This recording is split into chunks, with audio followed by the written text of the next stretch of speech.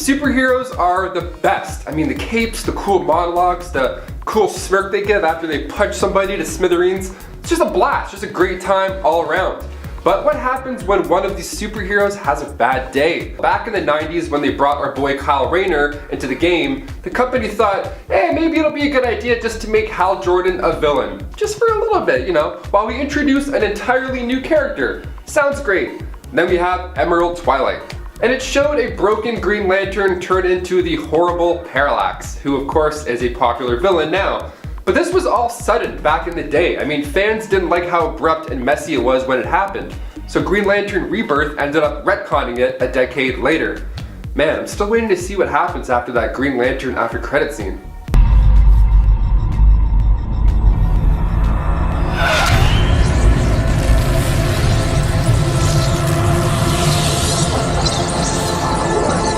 There's probably a bunch of people who don't follow comic book movies or like studio rights, and they're probably sitting on their couch like, damn, when is the sequel coming out? I was really looking forward to that.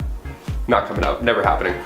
And before we mosey on over to number 9, if you guys could go ahead and toss us a thumbs up at the bottom right there, it really does help us out a lot here at the studio. Thank you, you guys are amazing. Okay, back to some bad apples. Number 9, Scarlet Witch. No more mutants. I mean, throw a little comma in there and then I agree. Scarlet Witch. Okay, we're all counting down the days until the release of WandaVision because we could finally see an evil Wanda. Again, probably not, but maybe for a little bit, we'll see. She's the daughter of Magneto and the twin brother of Quicksilver, aka Pietro Maximoff. Now, she was on her father's Brotherhood of Evil Mutants, but at one point she did join the Avengers. Hero badge, achieved. She's one of the biggest Marvel characters ever, and during the events of M-Day, she spoke those 3 words that I said earlier, and just like that, a mass amount of mutants were depowered or killed. So that large number being 986,618, only leaving a couple hundred left. Let's hope that we see something like this in the new, MCU shows. Maybe she'll do something crazy and that'll bring mutants into the picture, rather than bringing them out of the picture. Number 8, the Maestro.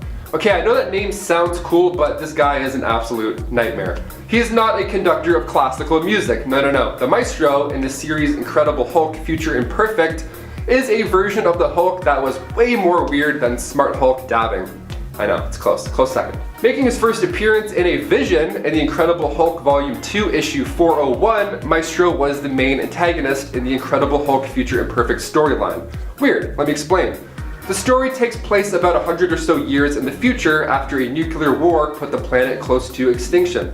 Kinda like where we're heading now. This alternate future version of the Hulk Maestro had been absorbing all of this nuclear radiation the entire time and then ended up becoming one of the strongest things on the planet. Obviously.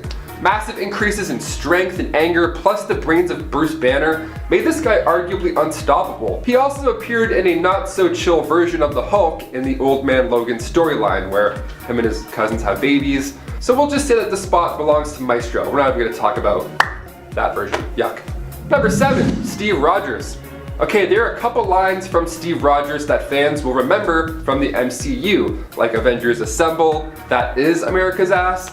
But the line Hail Hydra was followed by a roar of applause opening night, because not only does he use his post-Avengers knowledge to obtain the scepter, which in that of itself is already a great moment because the audience expects another cool elevator fight, and then Steve outsmarts even us. But the line Hail Hydra also comes right from the comics, in a bit of a darker scenario this time around. So the last words in Captain America Steve Rogers were that of Hail Hydra, and fans went nuts. This was huge news. People were pretty upset. I mean, readers were annoyed that this was only done for shock value. The 2017 series Secret Empire concluded that Bad Cap was a double and the good guy was locked in the Cosmic Cube. That's better. I mean, I guess that's better. Number 6, Superboy Prime. Superboy Prime. Yes, of course. Crisis on Infinite Earths is one of the biggest events to happen in DC history. It literally reshaped the universe. And it all comes down to Superboy Prime. First appearing in DC Comics Presents issue number 87, Superboy Prime is, well, the son of Laura and Jor-El, and after he couldn't save his Earth from destruction, he teamed up with an aging version of Superman from the late Earth 2 and Alexander Luthor Jr. of Earth 3 to fight the Anti-Monitor. Now this is a huge battle. Superboy Prime helped save hundreds and hundreds of lives from tons of planets. He was among other survivors stuck in a universe where he doesn't belong. Kind of feels like me. I just feel like you don't belong somewhere. It's normal. It's a normal thing, guys. So after the battle, Superboy Prime hung out in this peaceful paradise dimension with the other survivors, thanks to Luthor. That is until Superboy Prime gets frustrated of living out these old memories, these sad memories, and then he literally punched reality apart and retconned a lot, including the resurrection of number 5, Jason Todd, aka Red Hood. Making his debut in Detective Comics 168 in The Man Behind the Red Hood, Jason Todd took over the mantle of Robin. Now at this point, Dick Grayson left to become Nightwing. And well, Jason? He has a lot of anger. I mean, once you get beat to death, literally, by the Joker, and your mentor, your boy, doesn't avenge your death, sure, anger is a word that I could use for it. Then there's a sweet little link. That's right, so after Batman, A Death in the Family, when Jason is brutally killed by the Joker, he comes back as the bad and badass Red Hood. Now, at this point, he's ruthless. He has much darker ways of getting what he wants. I mean, I don't blame the guy. If the Joker killed me, Bruce left me, I'd kick a few doors in as well. I'd kick all the doors in. Number 4, Jean Grey. Jean Grey is an Omega level mutant born with telekinetic and telepathic powers. Seeing the potential in Jean's strength, the Phoenix Force attached itself to her while she was in danger during a space mission with the Fantastic Four. It's X-Men 101, guys. No, literally, it's Uncanny X-Men issue 101. There it is. And Phoenix has entered the chat. This dark, powerful cosmic force started to change her for the worse.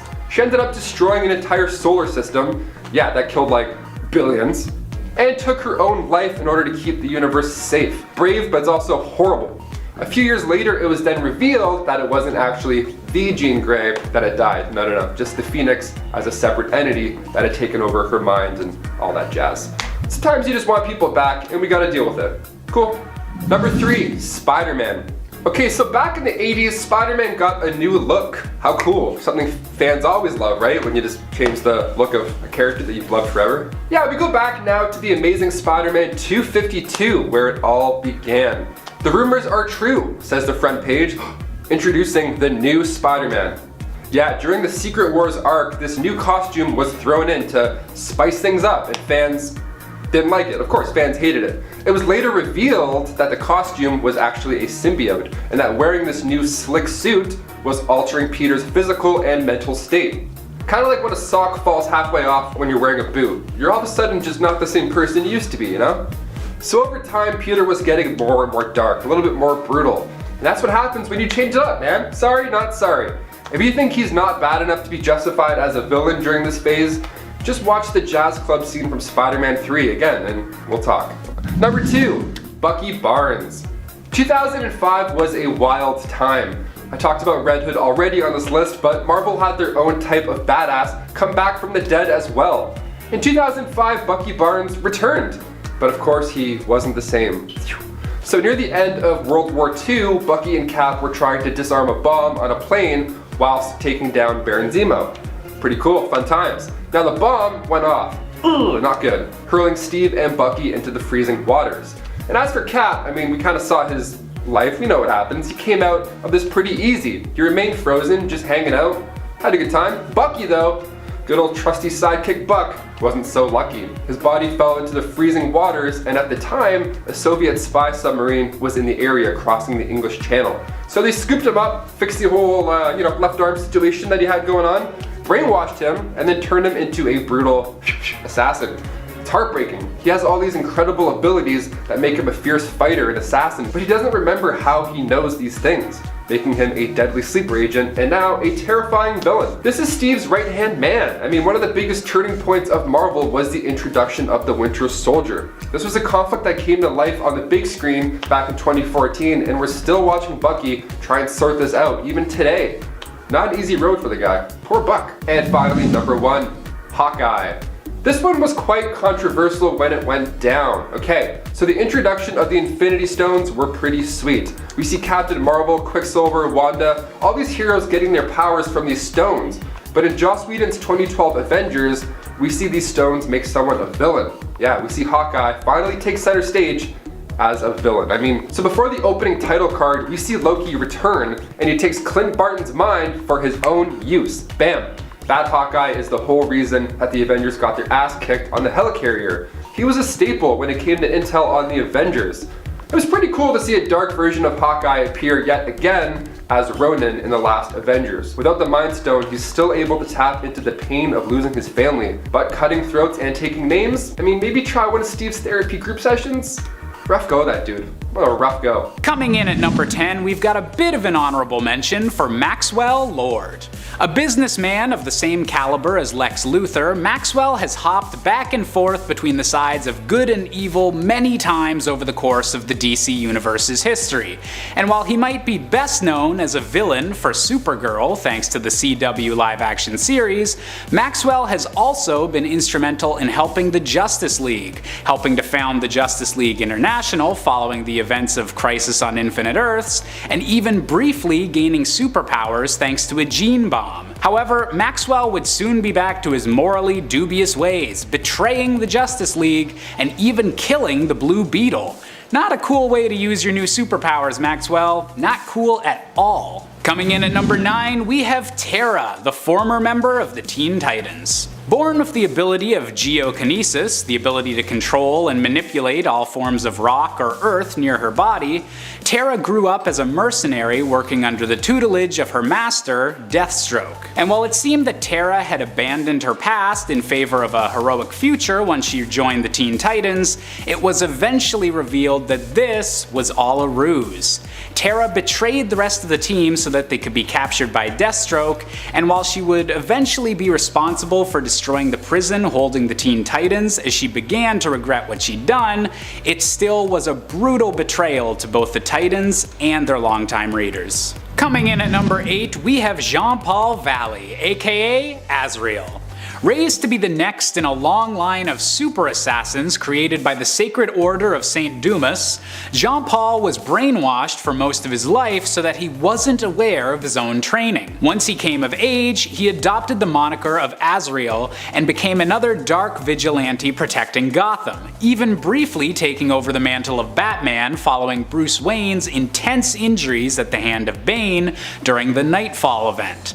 Unfortunately, his time as the Dark Knight was filled with violence and bloodshed, as Azrael began to descend back into his old training's ways, and it took a recovered Bruce Wayne to finally knock some sense into his fellow vigilante. Coming in at number 7, we have Phil Urich, aka the New Green Goblin.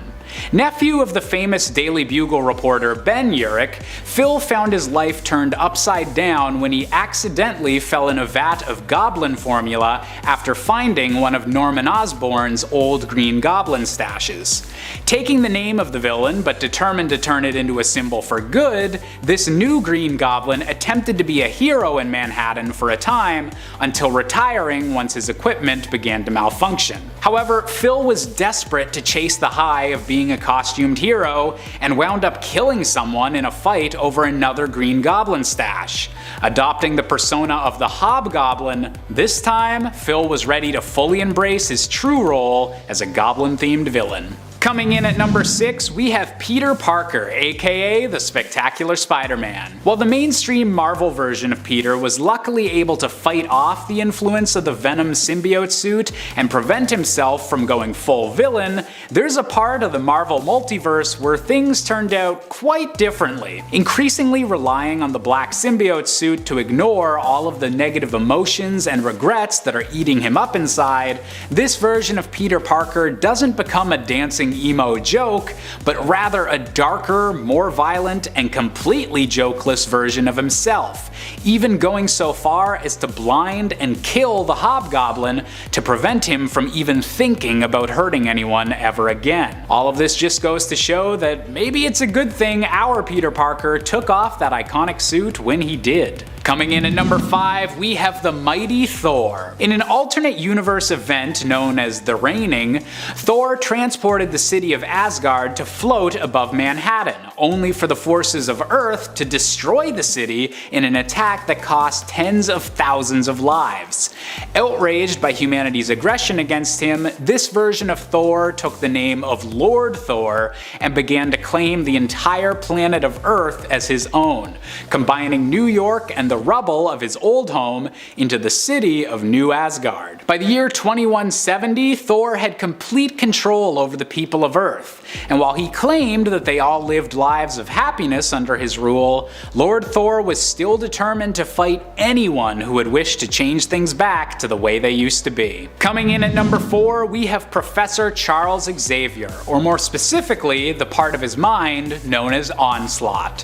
For years, Professor X has done all he can to achieve peace and prosperity for mutant kind, while not allowing his anger at humanity to get the better of him. But over years of psychically repressing every dark and evil thought he ever had, Xavier had made the perfect ticking time bomb, and when he briefly had a mental battle with his best frenemy Magneto, a portion of Magneto's less held back personality combined with all of the darkness in Xavier's heart and created one of the most dangerous psychic creations of all time, the villain known as Onslaught. Coming in at number 3, we have Billy Batson, aka the hero Shazam. Normally a young boy who uses the power of Shazam to become one of the DC Universe's strongest heroes, this grown-up version of Billy Batson has been brainwashed and manipulated by Lex Luthor for years, convincing him that metahumans are a threat to the entirety of the world in the Kingdom Come universe. Billy would eventually be overwhelmed and use his powers again to destroy the largest metahuman prison on the planet, starting a full-scale super conflict and forcing him into a fistfight with a middle-aged Superman. And while Billy would eventually see that Lex had been manipulating him and would go on to sacrifice himself to prevent a nuclear explosion, it still goes to show that all of Shazam's powers could be catastrophic in the wrong hands. Coming in at number 2, we have the Old Man Logan version of Wolverine. Now, I definitely wouldn't say that Old Man Logan is a villain these days, but if you look back at this guy's origin story, it's just a little bit tragic as hell. In an alternate future of the Marvel Universe where supervillains have divided up the United States of America amongst themselves, it's eventually revealed that Wolverine is the reason there's no more X-Men. On the day the villains united to attack the country, Mysterio deceived Logan into believing he was protecting the mutant children of the X-Men school from evil, when in reality, he was killing his own friends and family. This was such a dark turn for Wolverine to take, even if unintentional, that he attempted to take his own life afterwards, and has spent the rest of his days trying to forget and redeem himself for what he's done. And finally, coming in at our top spot, we have the infamous Kid Miracle Man, aka Johnny Bates. The orphan child of an Air Force pilot, Johnny had the power to replace his body with that of an incredible superhero known as Kid Miracle Man, and served for a time as the classic sidekick of the original Miracle Man. However, after an explosion which led him to believe his mentor was dead, Johnny Bates aged into a ruthless corporate tycoon and became outraged when he discovered his mentor was still alive and had rediscovered his powers. Killing his own assistant to try and show the original Miracle Man just how far he had fallen, Kid Miracle Man was only able to be defeated whenever the original tricked him into saying the magic words that restored his original childlike body. Nevertheless, Kid Miracle Man would continue to be one of the darkest examples of a superhero being corrupted, and just how messy the world of superheroics can get. In at number 10, Spectre. This deceased and then resurrected detective known as Spectre is a hero with a great power and little limitations. Spectre possesses the spirit of the god's vengeance and is charged with punishing the guilty people of the world. He wields limitless abilities and can reshape reality, alter time, space, and change matter. So essentially he can do whatever he wants. Now imagine if he turned to a villainous lifestyle. With that kind of power he would be unstoppable, and because he's already dead, virtually invincible.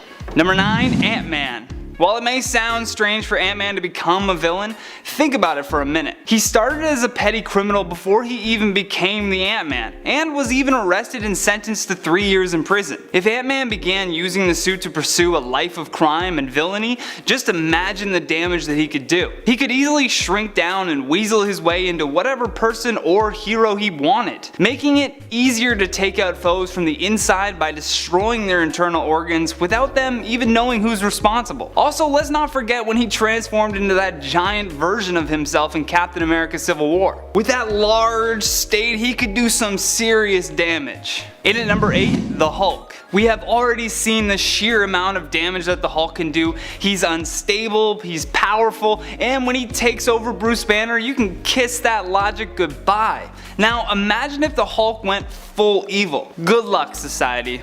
Good luck, world. If people are constantly trying to fight him, be it military, superhero, or whoever, it would only make him more angry. And we know the angrier he becomes, the stronger he gets. If you want to see what would happen if the Hulk went to the dark side, look up the comic book storyline Future Imperfect. It shows a bearded Hulk who calls himself Maestro as he takes over the world. Sadly, the world doesn't really survive his destruction. In at number 7, Storm. Storm is quite possibly one of the strongest X-Men, and at one point was even worshipped as a goddess. She's even able to control the weather, and as a result can create catastrophic damage. The only thing preventing her from not doing this is her moral compass. If that somehow went away, she could conjure up tornadoes, blizzards, lightning storms, essentially anything she wanted to destroy the earth. You know, if global warming doesn't beat her to it. In at number 6, Batman. Bruce Wayne not only has the power of his Batman technologies, but he's also a massively wealthy figure in Gotham. Luckily for that city, he's on their side, even if his Batman costume is scary as all hell. Plus, he's literally dressed as an animal that most people have terrible nightmares from. And he as well is guided by a moral compass and is essentially against killing people, which perhaps the only reason why his enemies are still alive. Imagine if he just decided to become evil. He could potentially be Gotham's top mob boss, and not too many people could prevent it. He's a master of martial arts and a brilliant detective, so solving his crimes would be difficult in and of itself. In at number 5, Ghost Rider. Johnny Blaze is inches away from becoming a villain. He's possessed by the spirit of vengeance, and while Johnny tries to make the Ghost Rider help people, the Rider is a demon that couldn't care less. If he allowed the demon to fully take the wheel, it could be very painful for any hero or regular person in his way. Mainly because he possesses the penance stare, which forces his enemy to relive the pain of every person they've hurt. Number 4, Scarlet Witch. The Scarlet Witch possesses some very unpredictable and intensely powerful abilities, which, even to the Avengers, makes her a risk factor. In the comic books, she's even had her fair share of moments as a villain, most notably in the House of M when she tricked many heroes into becoming villains themselves. If she became a real villain in the MCU, things could get squirrely, especially with her ability to alter the very nature of reality itself. In at number 3, Wolverine.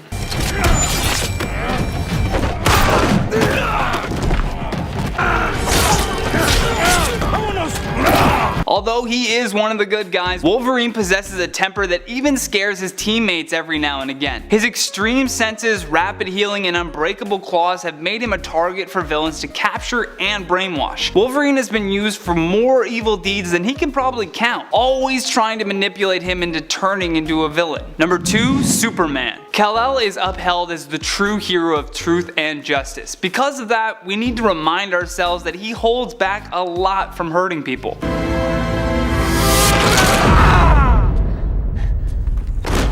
However, if Superman went rogue, much like he did in the comic book storyline Injustice, things would be fatal for the planet. In the comic book, he uses an authoritarian approach after reaching his breaking point and goes on to rule the planet. He's so powerful that if he were to be a villain, it would be game over for Earth. Lastly, at our number 1 spot, Charles Xavier. As we saw in Logan, Professor X killed most of the heroes on the planet in the disaster at Westchester just because his dementia was acting up. Even the government has classified him as a weapon of mass destruction. The only thing stopping him from doing purposeful evil acts is his morals and his drive to use his powers for good. If he used Cerebro, he could access every single mind on the planet and do insurmountable damage. Everything from restructuring memories to completely changing their personality. Number 10, Batman laughs. There have been a few occurrences where the Joker has forced Bruce Wayne to laugh. One of the most memorable being at the end of The Killing Joke, where it's implied that Batman finally snaps, also in turn snapping the neck of the Joker, potentially. This story is only considered partially canon and is centered around the idea of one bad day being all it takes to turn someone evil and possibly drive them mad, derailing their whole life. Throughout the course of the story, we take a look back into the past of a possible Joker origin, with even Joker acknowledging this might not be his true origin, where the Joker succumbs to the pressures of needing to provide for his family while failing in his career as a stand-up comedian that caused him to get involved in the world of crime. Following one bad day wherein everything goes wrong after he gets cold feet and learns that he has lost his wife and his child before falling into a vat of chemicals, he is reborn as the Joker. Near the end of the story, Batman apprehends the Joker and finds himself laughing at one point at one of the Joker's jokes, before it is implied that he kills the villain, finally breaking. Either that, or they were just sharing a laugh perhaps. But either way you look at it, it seems like the Joker won here, with Batman potentially giving into his own rage, or just his own joy I guess in a way. And friends, before we move on to our next spot on this list, if you love what we do here at Top 10 Nerd, please show us you love us by clicking that subscribe button. It really does help us out. Number 9. She-Hulk turns gray. After the death of Bruce Banner in Civil War II, Jen became enraged, and worse, she also was suppressing her emotions somewhat. This caused her to turn gray, also transforming and not even fully remembering everything when the more monstrous side of her emerged, experiencing blackouts as this new more muscular and angry Grey Hulk persona took over. This also likely had to do with the fact that not only was Bruce Banner, her cousin, dead upon her waking up from her coma, but she also had in effect been out for pretty much all of Civil War II, meaning that she was also helpless to interfere or stop it. That would be heartbreaking in a self-loathing kind of way where you feel helpless, and also like the death of someone that you held dear and just crazy events was your fault because you're like, well, maybe if I had been awake I could have prevented that, but I was in a coma. Classic comics problem. Oh boy, I was in a coma, I'm sorry about that. Number 8. Spider-Man goes back to black. When Aunt May's life was in danger, Peter Parker turned to rage. Her being on death's door as a result of a hit gone wrong on him, executed by the Kingpin's men, caused him to don his black suit once more. Although not a symbiotic black suit, I don't believe. After doing so, Spider-Man decided to pay Kingpin a visit after learning that he was the one behind the hit. The hit had been on Spider-Man, Peter Parker, whose secret identity was known at the time, and Kingpin had executed it from behind bars, as he was currently in prison. Spider-Man wore his black suit to the confrontation, but chose to unmask, showing his face as he beat up Kingpin pretty badly. While the rage within him wasn't strong enough to motivate him to kill Kingpin, it was powerful enough to cause him to beat Kingpin to within an inch of his life, warning him that if Aunt May died,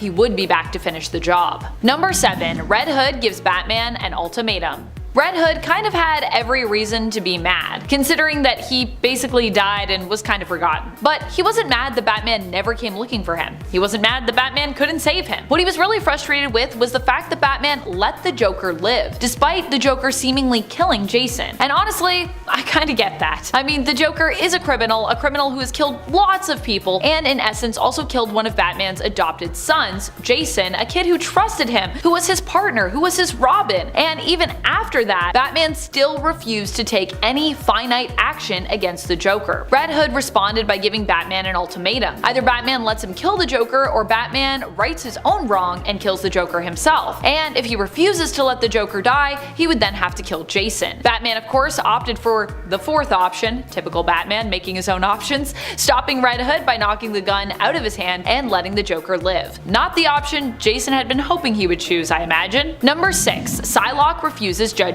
And I mean, fair enough. I feel like Kwannon has been through enough throughout the years. She shouldn't have to deal with the Celestial taking Mr. Sinister's side and judging her endlessly, calling her a bad mother.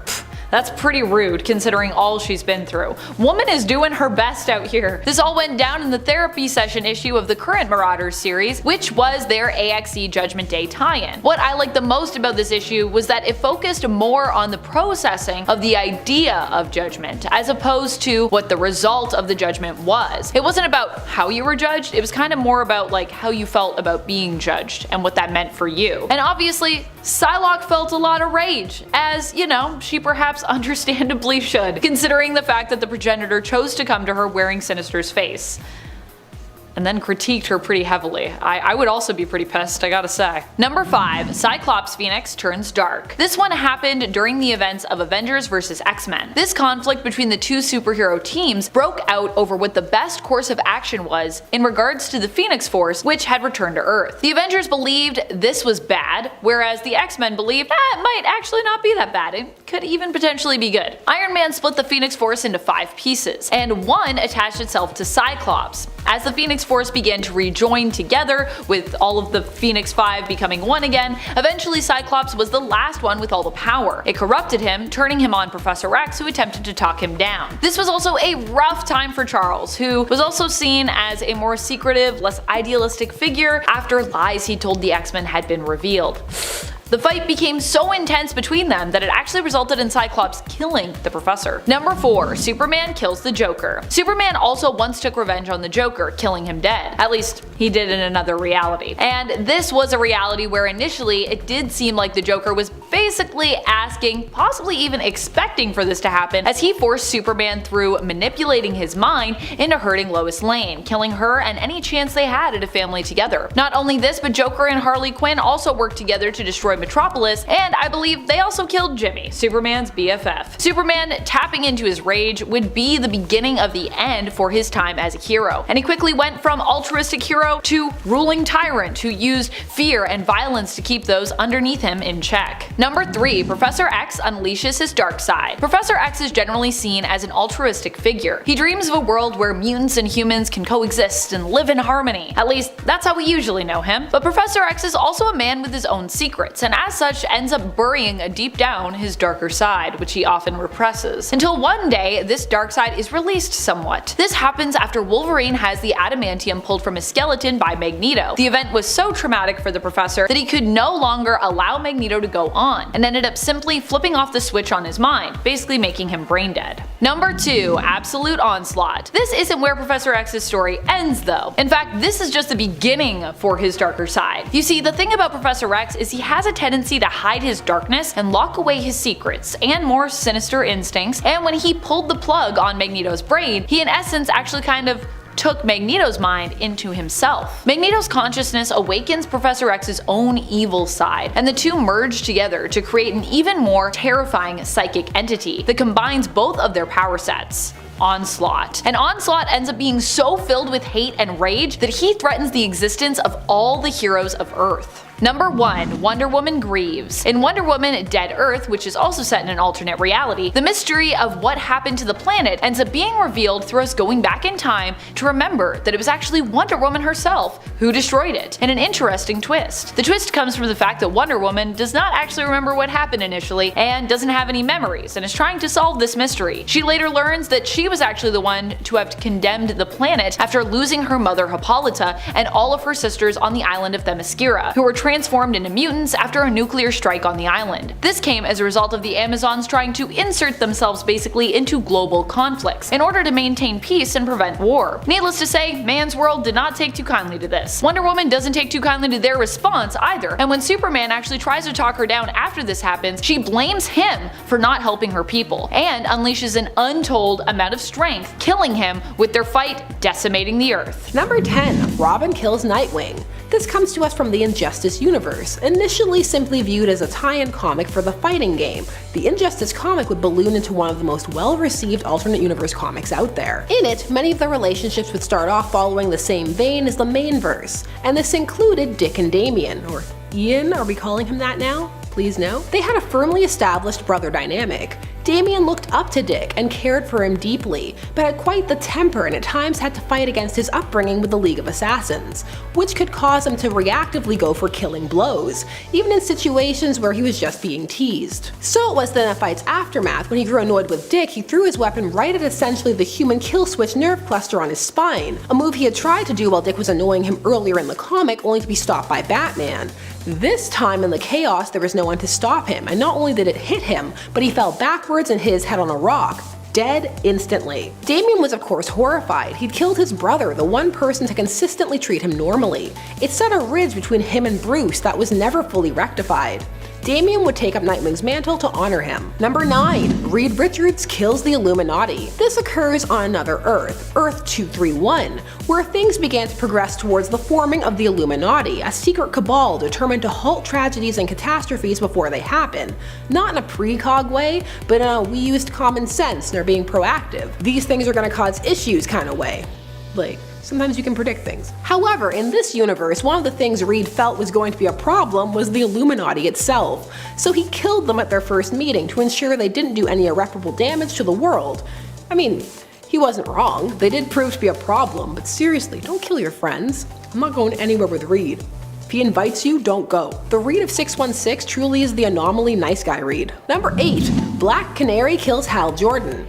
Here we're going to be looking at Deceased, the DC zombieverse that just saw a pun and went for it. Here the zombie apocalypse is a techno-organic virus type deal, and it started when Cyborg is kidnapped by Darkseid, who wants to use him to complete the anti-life equation, but in the process he ends up creating this horrible virus. Many heroes are taken out early on, and one of those is Hal Jordan, cause, wait for it, one of the ways the virus is spread is through phones. So Hal is on a camping trip with Ollie and Dina when he pieces out from Ollie's incessant mockery to the tent to check his phone, which makes him go full Green Lantern zombie. Ollie is all, oh no my friend, look how they massacred my boy. But Black Canary is full on aim for the head and takes him out right away with a sonic scream. So she ends up being selected to become the new Green Lantern. Sassy move ring. Very sassy. Number 7. Blue Beetle kills Booster Gold. This is Ted Kord Blue Beetle. There have been 3.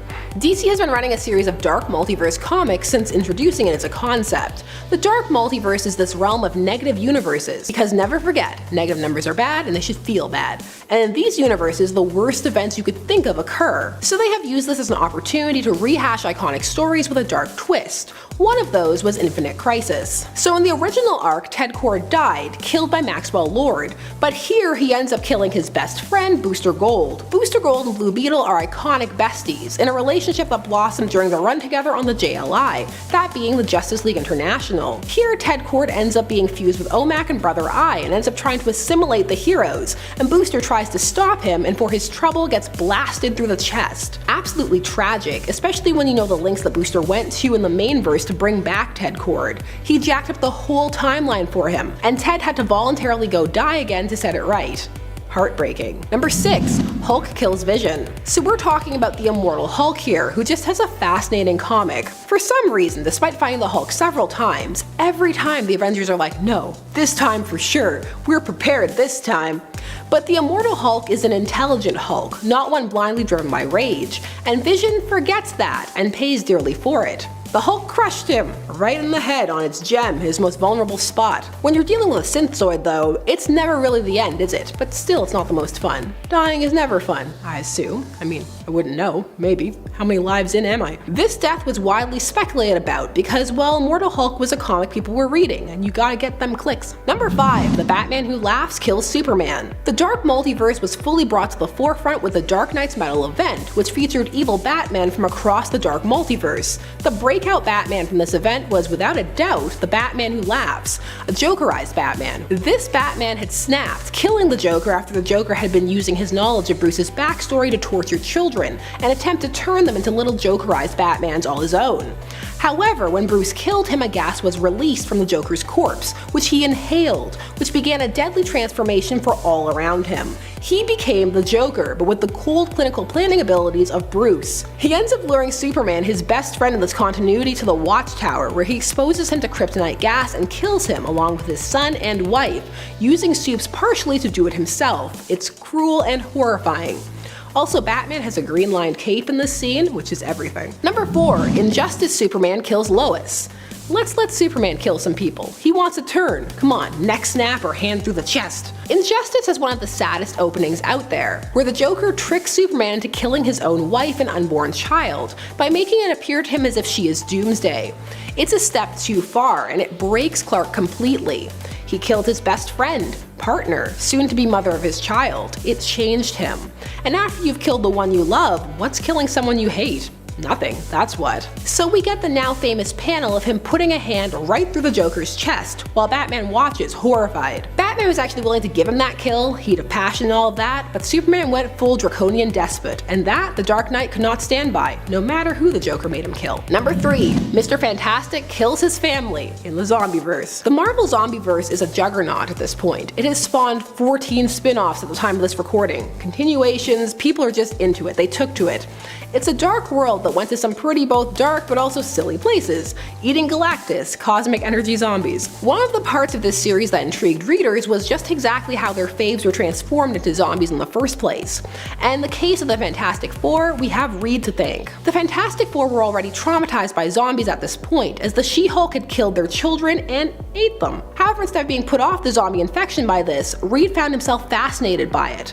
Maybe it was a way to cope, I don't know, it's Reed so probably not. He decided that the virus was a form of evolution and something to be embraced, so he infected his family, but not himself, without their consent. As they transformed, they attacked him, transforming him as well, which he loved. Come on now, turn yourself first. Reed is Reed. Reed, making your family undead? Not cool. Divorce worthy. Number 2, Captain Marvel and Thor. She beheads him.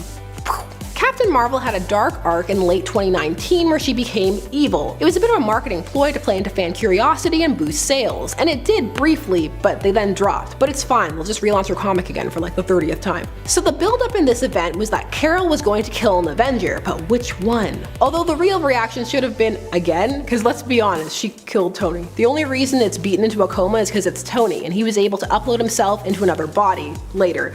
Anybody else would have been dead. Captain America number 12 gave the world an epic showdown between Thor and Captain Marvel, and don't kid yourself, this was a strategic choice for horizontal brand synergy. For years, Thor has in the comic verse been stronger than Carol, unless she was binary, then you can make an argument. But in the MCU, she was introduced as the strongest Avenger, which ruffled some feathers, and then people acted like that was odd at best, or at worst that you were a bad person for daring to think otherwise. So with her beating and killing him in the comic verse, now Marvel has a nuh-uh, see she is stronger. Also now we can relaunch Thor and get back his status quo and get rid of his cool metal arm and give him both eyes back. I'm sad now. Thor and Carol were friends and teammates. More in the past than the present, but she was better friends with everyone except maybe Jessica Drew in the past, so that's not saying much. And number 1. Wally West, Heroes in Crisis. Wally West has had quite the journey when it comes to DC and continuity, since the New 52 reboot and really since they decided to bring Barry back to life. He's been erased from existence, brought back, recently gotten to sit in Batman's favorite omniscience chair, but he also was made into a murderer by Tom King. So Heroes in Crisis was a plot that revolved around Sanctuary, a farmhouse where heroes and villains could go to get therapy from AI robots. Just one robot really. And also you were judged hard if you didn't go, because the comic had like a better help thesis, like it's a checkup for your mind. Anyways, continuity got weird there, and Wally ended up not only becoming aware of the family that he had lost, his wife and kids, because of gratuitous reboots, but he read everybody else's files and saw how much they were struggling.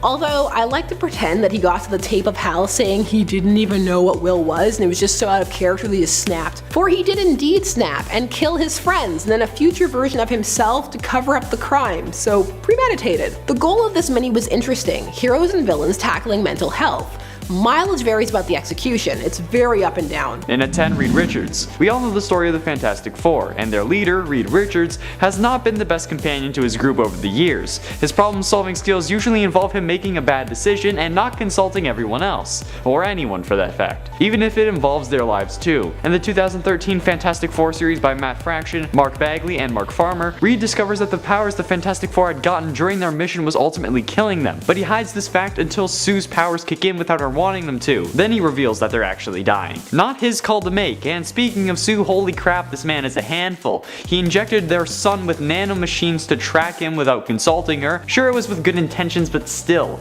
And there was also the time that he hit her. Yeah, while this panel is usually taken out of context, the context doesn't make it much better. If anything, it can make it worse. While Sue was being manipulated by Psycho Man turning her into Malice, Reed notices that her feelings were flipped. So in an effort to make her love him, he had to get Sue to hate him. He does this by hurling insults at her. This was clearly working already and was about to work entirely, but then he puts the cherry on top of the crab cake and slaps her in the face. Sure, it wasn't Sue, but he was doing all of this to make Sue hate him, so to him, it was Sue. And he did intentionally hit her. Even if it was Malice, he was still hitting Sue, so geez. And at 9, Namor.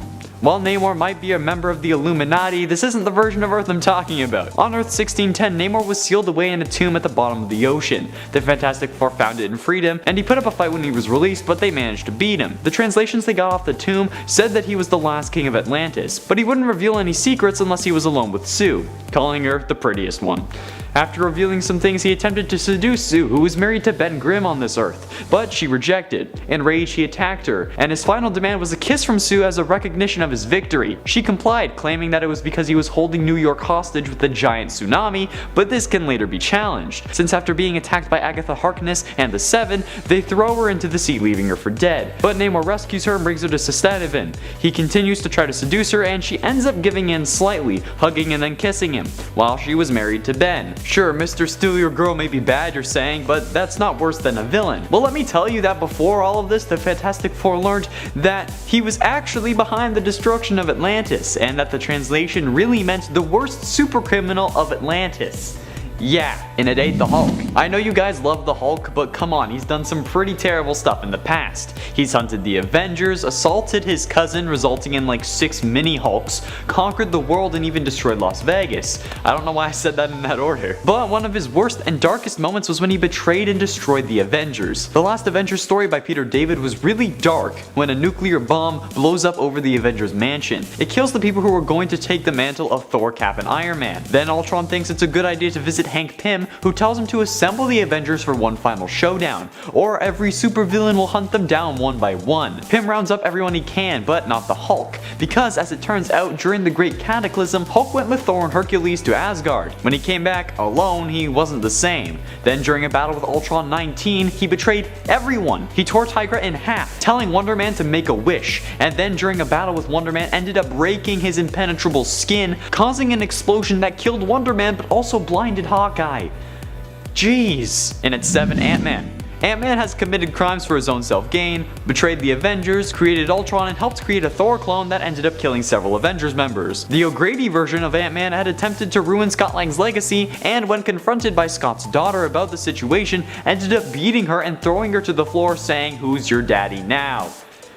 How classy. He also watched Captain Marvel shower, and he also did this with several women he wasn't able to close the deal with per se. He ain't no Barney Stinson. And going over to Earth 1610 and the Ultimatum storyline, while searching for his missing wife, Hank found the Blob eating his wife's corpse. Obviously this enraged him, but then he decides that it would be a good idea to bite off Blob's head and spit it onto the ground, all in front of his team. In one of the darkest moments of the series, and I think of Marvel in general. Jeez. And at 6, Robin. Considering how the reimagining of the Teen Titans started with Damian Wayne kidnapping them in order to form the team, that helps to show me what I'm dealing with when I'm talking about this version of Robin. While the father-son relationship may be filled with tension, no trust, and betrayal, nobody expected Damian to leave his father in order to train with him. See what I did there? No, Damian left Bruce to train with Bruce's former partner, called Nobody. The first thing Nobody tells Robin to do is shoot a corrupt ambassador. He does, but the gun has no bullet.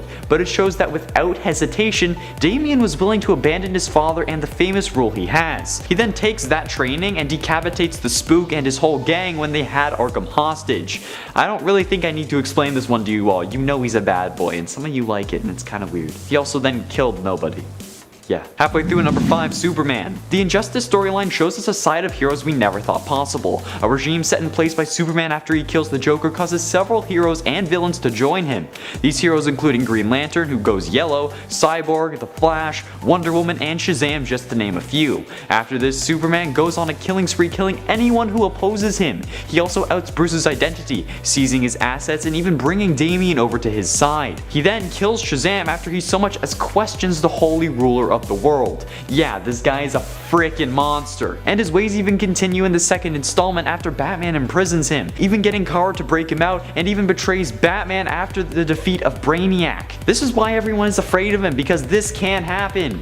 It did, in it for Scarlet Witch. In the 2005 storyline House of M by Brian Michael Bendis, Scarlet Witch suffers a mental breakdown after the loss of her children. This causes her to use her incredible powers to alter the very fabric of reality and recreate the world in an effort to get her children back.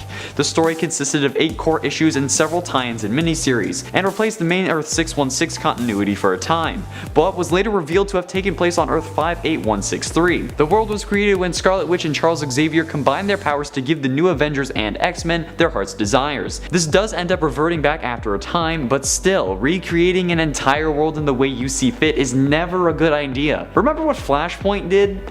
That literally ended the world. And at 3, the Green Arrow. After capturing Prometheus and Justice League Cry for Justice, Prometheus reveals that he has planted a bomb in the home cities of each person who aided in his capture. When Green Arrow returns to Star City, he finds Leanne, the daughter of Red Arrow, dead, crushed under a building that was demolished by the bomb. Later on, the Blackest Night story occurs, and after this, Oliver Queen decides it's time for revenge, where he hunts down Prometheus with the specific purpose of making him pay. And the version of justice Ollie has in mind is an arrow right between the eyes, for killing Leanne, but also cutting off Red Arrow's arm. The storyline called The Fall of Green Arrow shows the consequences of his actions, and it takes place essentially immediately after this, which is often considered the worst Green Arrow story ever, and with Arrow they adapted it in a different and compelling way, making Prometheus kill himself at the end of season 5, and Roy lose his arm in the episode before Crisis on Infinite Earths. He doesn't have a daughter in the show, however, but damn.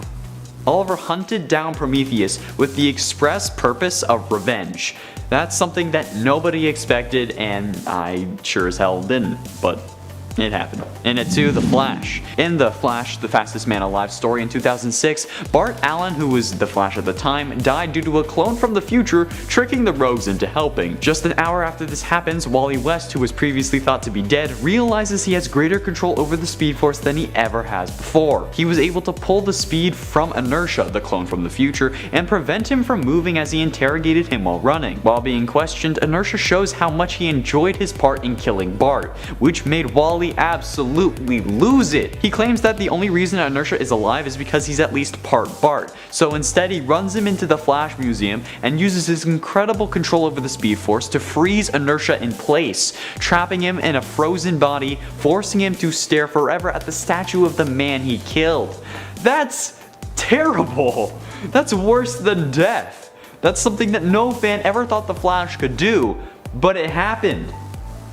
Jeez. Finally, in at number 1, Doctor Strange. In Jason Aaron's Doctor Strange run, it's revealed that conjuring spells can cause immense suffering on the body and mind. So as a way to try and manage and even negate the pain, allowing him to be immensely more powerful, Strange takes all the suffering he feels and locks it in the basement of the Sanctum Sanctorum. But eventually that pain takes its own physical form after being trapped for so many years, and grows more and more powerful in this form, until eventually it gets freed by the Sorcerer Supreme and decides it should inflict pain on everyone who's devoted to the sorcerer. The pain then feeds on the pain of everyone while terrorizing them as Mr. Misery. Each and every victim of this horrific and terrible beast is due to Strange wanting to have consequence-free magic, but as we learned from Rumpelstiltskin in Once Upon a Time, magic always comes with a price.